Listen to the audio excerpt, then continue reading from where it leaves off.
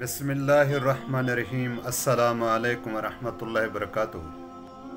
मैं आपका भाई आशिक सरमदानी। आप मेरा यूट्यूब चैनल रब नवाज खान रमदानी यूट्यूब ऑफिशियल देख रहे हैं। उम्मीद करता हूँ आप सब दोस्त खैरियत से होंगे।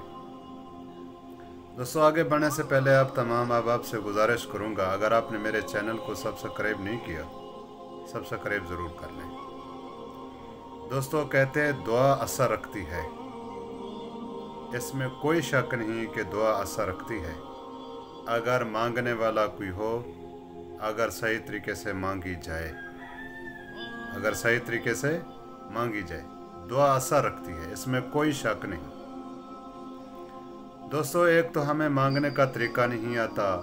अगर मांगते भी हैं बस हाथ खड़े किए, मुंह पे फेर लिए, बस खत्म।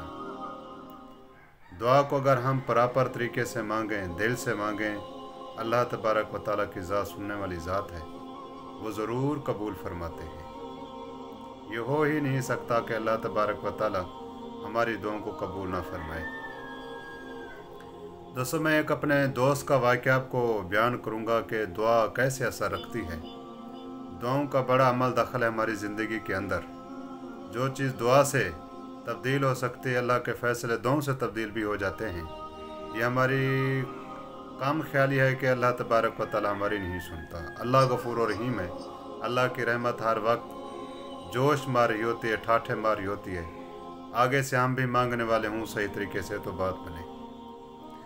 दोस्तों, एक बादशाह सलामत है। बादशाह सलामत ने हुक्म दिया कि मेरा खूबसूरत महल बनाया जाए।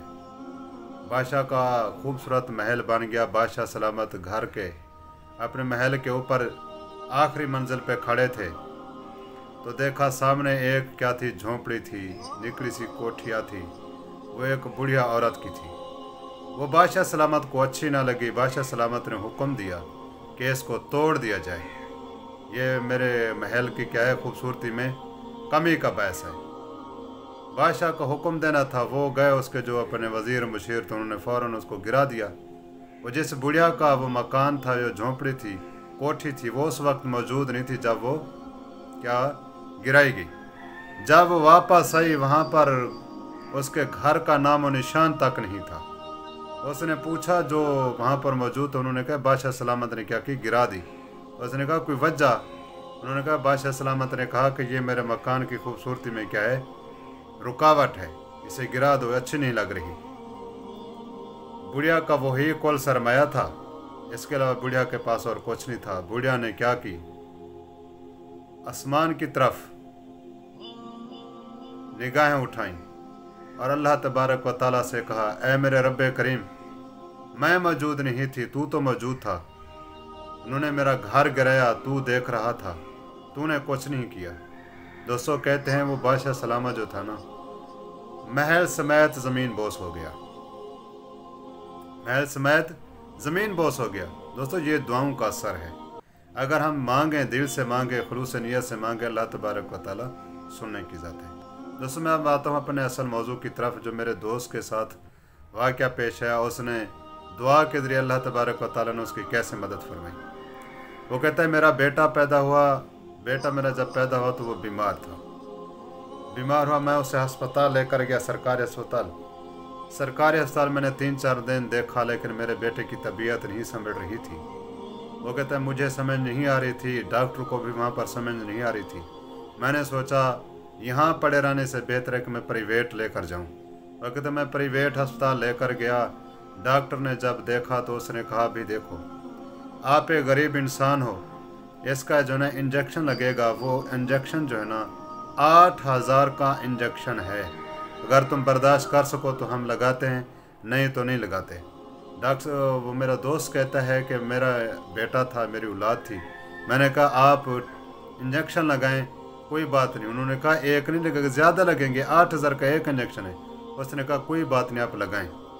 वो कहता है जुम्मे का दिन था, मुझे अच्छी तरह से याद है।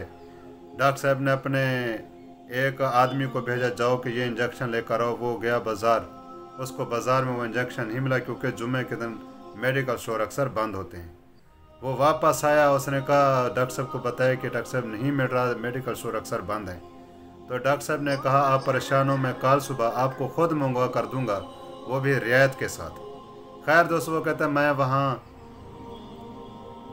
हस्पताल में रह गया। रात हुई, रात को मैंने सोचा क्यों ना मैं अपने रब को अपनी क्या सुनूं, मजबूरी सुनूं, अपना दुखड़ा सुनूं।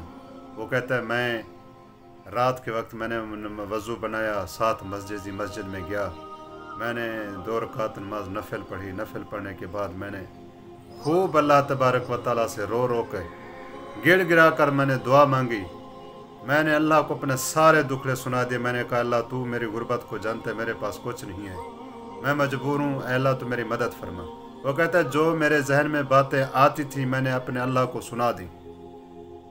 वो कहता है मेरे बेटे को बीमारी क्या थी, मेरे बेटे का जिस्म जो था ना इतनी सख्त था, पत्थर भी कम लगता है, इतनी सख्त था।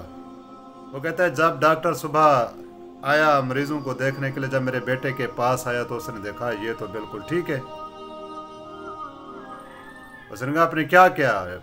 मेरा दोस्त कहा मैंने तो कुछ नहीं किया। उसने कहा यार आपने कुछ किया होगा, रात ये बीमार था, आज अब ठीक है, ले जो इसको कोई टीका नहीं लगता। मैंने कहा सर एक टीका तो लगाया। उसने कहा भाई अब ठीक है, मैं कैसे टीका लगाऊं?